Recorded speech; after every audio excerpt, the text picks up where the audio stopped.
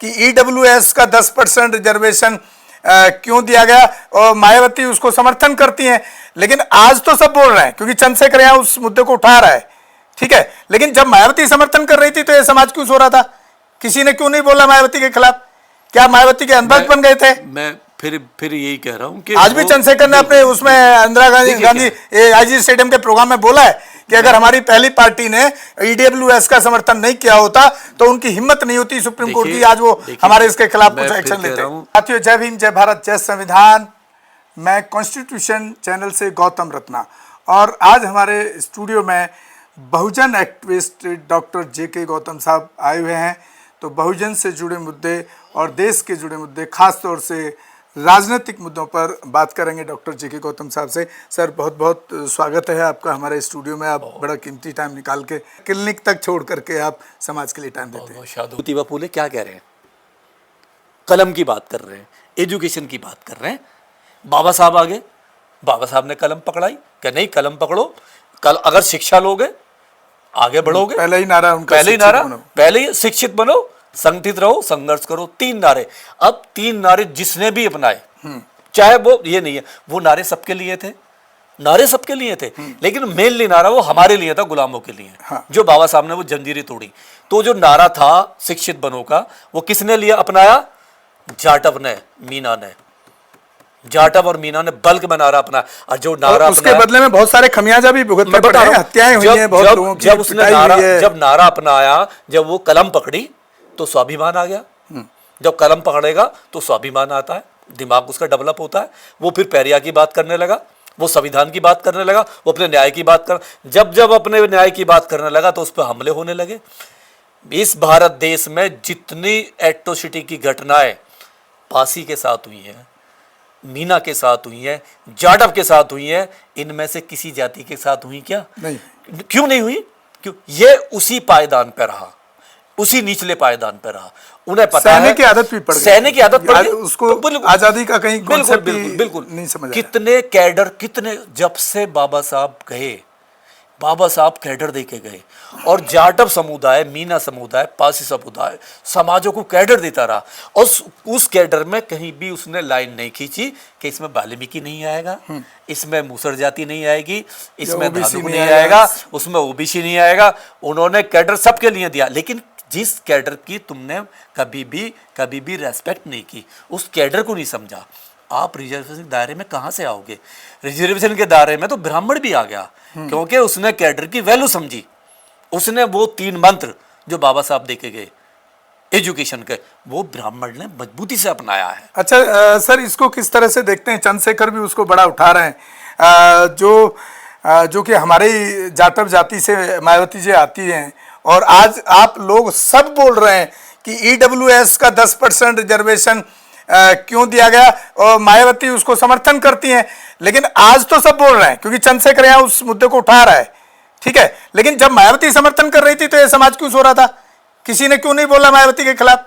क्या मायावती के अंधभक्त बन गए थे? मैं फिर यही कह रहा हूँ कि आज भी चंद्रशेखर ने अपने उसमें इंदिरा गांधी आईजी स्टेडियम के प्रोग्राम में बोला है कि अगर हमारी पहली पार्टी ने ईडब्ल्यूएस का समर्थन नहीं किया होता तो उनकी हिम्मत नहीं होती सुप्रीम कोर्ट की आज वो हमारे इसके खिलाफ कुछ एक्शन लेते। संविधान की हत्या कराने में अपने ही लोग हैं। तो आप मायावती को दोषी मानते हैं? मैं हर उस आदमी को दोषी मानता हूं जिसने वहां पे उस पार्टी उसका समर्थन किया, हर उस पार्टी को जो संविधान में था ही नहीं, जो बिल्कुल भी नहीं था, जो बिल्कुल खिलाफ था संविधान के। संविधान की पहली हत्या थी वो 10%, क्योंकि संविधान में जो रिजर्वेशन है वो आर्थिक आधार पे है ही नहीं। उस टाइम की जो लॉबी थी, चाहे वो राजेंद्र प्रसाद थे, पूरी जो कैबिनेट थी, बाबा साहब से लेके सारे लोग, उन्होंने एक दायरा खींच दिया था कि इस देश में रिजर्वेशन आर्थिक आधार पर नहीं होगा, जातिगत आधार पर होगा, जिनके साथ में सामाजिक शोषण, जातिगत शोषण। देखिए, गरीब तो ब्राह्मण भी है, ठाकुर भी गरीब है, बनिया भी गरीब है, तो क्या उनके साथ में जातिगत भेदभाव होता है? क्या उनकी बारातों को रोका जाता है? किस ब्राह्मण की बारात को आज तक रोका गया? किस ठाकुर की, राजपूत की बारात को रोका गया? किसकी, और इनकी बहन बेटी के साथ में कब अमानवीय अत्याचार हुए? बताए मुझे। आजाद भारत में कितने आज डेली हर 5 मिनट में एक एट्रोसिटी की घटना दलितों के साथ होती है, SC ST के साथ होती है, दलित में भी जाटव जाति के साथ जाटव के साथ होती जी है। हाँ। जब उसके साथ होती है तो रिजर्वेशन का आर्थिक दायरे में कैसे ला सकते हो आप? वो जो था ना, जो भी पार्टियां थी, सबसे ज्यादा कांग्रेस ने समर्थन करा, बीजेपी तो थी बीजेपी लाई थी उसको तो लेके आई थी, लेकिन कांग्रेस ने समर्थन करा, हर उस पार्टी ने समर्थन करा जिसको संविधान में विश्वास नहीं था। तो फिर मायावती जी को तो नहीं करना चाहिए। उसी कैटेगरी में ये उसका खामियाजा समाज भुगत रहा है, और बहन जी भी भुगत रही हैं। बहन जी को आप कैसे नहीं, बोलते हैं भुगत रही हैं? भुगत, देखिए वो तो ऐशो आराम की जिंदगी है उनकी, उनको क्या फर्क पड़ रहा है? हो रही है। जिस तरीके से आंदोलन आज चंद्रशेखर ने किया, समाज भुगत रहा है सर। चंद्रशेखर ने किया है आंदोलन, चंद्रशेखर ने किया, और चंद्रशेखर को लोगों ने हाथों हाथों पे लिया है। जो यूथ है ना देश का, ये दिल से नहीं सोचता, मतलब दिमाग से लगाता है। यूथ जो है दिमाग है, वो कह रहा है कि हम उसको सपोर्ट करेंगे जो हमारे मौलिक अधिकारों की रक्षा करेगा, जो हमारे जब हम पे हमले होंगे, जो हमारे उसके साथ में आएगा, जो हमारी बात उठाएगा। उसकी सीधा सीधा है। और ये दिखा दिया उस दिन 11 तारीख के आंदोलन में कि जिस तरीके से स्टेडियम अंदर खचाखच भरा हुआ था, जो 15,000 की कैपेसिटी स्टेडियम की है उसकी, और उसमें 25,000 लोग अंदर बैठे हुए थे और इतने लोग बाहर थे जो रोडों पे घूम रहे थे। इसका मतलब ये था कि आंदोलन कामयाब रहा। उस चंद्रशेखर को लोग ना चाह कर भी, आप चाहो या ना चाहो, फिर भी लोग उसको सुनना चाहते हैं, उसकी बात को मानना चाहते हैं। तो यही है, अगर आप सही रास्ते पर नहीं चलोगे, अपने मौलिक अधिकारों की रक्षा नहीं करोगे, पब्लिक के मुद्दों पे आप नहीं आओगे, तो ये पब्लिक है, ये समाज है, आपको छोड़ेगा नहीं, माफ नहीं करेगा। समाज आपको आईना बड़ी मजबूती से दिखाएगा। अभी सर एक बड़ा सोशल मीडिया पे भी चल रहा है, राहुल गांधी इस पर जो उनकी प्रतिक्रिया आई है सुप्रीम कोर्ट पर जातिगत आरक्षण पर, उस पर क्या कहना है आपका? नहीं, राहुल गांधी, देखिए कांग्रेस कभी भी, मैं शुरू से कह रहा, कांग्रेस कभी भी संविधान, बाबा साहब को लेके कभी भी सीरियस नहीं थी, और बाबा साहब को लेके तो कभी नहीं रही है। बाबा साहब का जितना अपमान कांग्रेस ने किया है, वो दूसरी पार्टी ने कभी नहीं किया, और ना ही कोई दूसरी पार्टी कर सकती है, क्योंकि बाबा साहब को तो कांग्रेस ने कभी पसंद ही नहीं करा। उनके मरने के बाद भी एक भी वो कहते हैं ना, वो जो एक वो चलाते हैं सरकारी योजनाएं, बाबा साहब के नाम पर कभी कोई योजना नहीं चलाई, वेलफेयर स्कीम कभी नहीं चलाई, क्योंकि बाबा साहब की हत्या एक बार वैसे हुई, दूसरी बार हत्या कांग्रेस ने तब की जब उन्हें किताबों में दफन कर दिया, छुआ तक नहीं। तो राहुल गांधी अपनी दादी के कहने पे चल रहे हैं, अपने नाना के कहने पे चल रहे हैं, अपने फादर के कहने पे, जो फादर, जो नाना, जो दादा उनको देके गए ना कि अम्बेडकरवाद तुम्हारे लिए खतरा है, तुम अम्बेडकरवाद को पूरी तरीके से खत्म करोगे। जिस तरीके से राहुल गांधी ने, मतलब टारगेट भाजपा का भी एक ही है, कांग्रेस का भी एक ही है, दोनों का एक तरीका अलग है दोनों। एक सामने से आके नागनाथ की तरफ फन मारता है, इनका क्या है ना, और एक सांपनाथ की तरफ पीछे से डसता है। इनका सेकुलर चेहरा है, ये अपने आप को सेकुलर दिखा रहे हैं कि जी हम तो लोकतंत्र में विश्वास करते हैं, हम तो डेमोक्रेसी में विश्वास करते हैं, लेकिन डेमोक्रेसी की आड़ में सारे काम इन्होंने किए हैं, क्योंकि एक छोटा सा अवार्ड भी बाबा साहब को नहीं दे पाए। और जिस तरीके से वर्गीकरण का सुप्रीम कोर्ट की जजमेंट का जो अनैतिक जजमेंट था, उसका वेलकम कांग्रेस ने किया, पूरी कांग्रेस ने किया।